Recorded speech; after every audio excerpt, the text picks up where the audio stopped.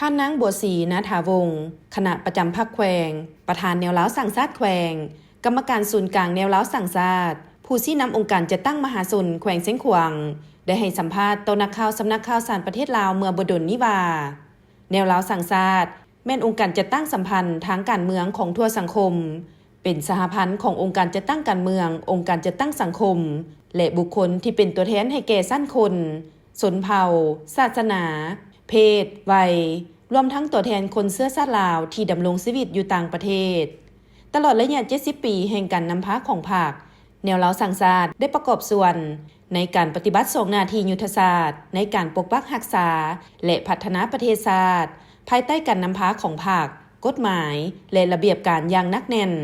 เป็นเจ้าการพันขยายแนวทางของภาคนโยบายของ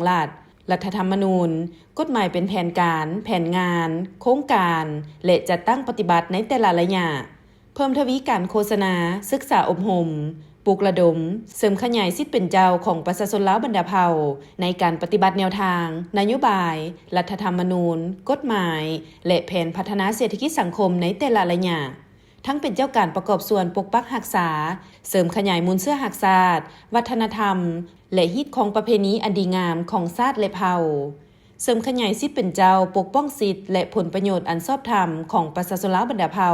และสั้นคนต่างๆปกปักรักษาและเสริมขยายมูลเสื้ออันดีงามของภาคของชาติให้ยืนยงตลอดไป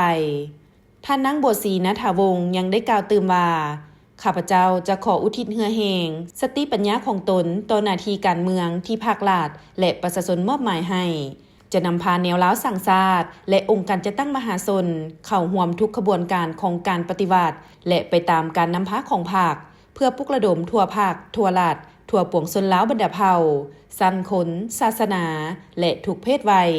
เพื่อเสริมขยายมูลเสื้ออันสง่าราศีของภาคเป็นเจ้าการประกอบส่วนปกปักรักษาและสร้างสรรค์พัฒนาประเทศชาติอันแสนฮักของเฮาให้เจริญรุ่งเรืองขึ้นไปเรื่อยๆ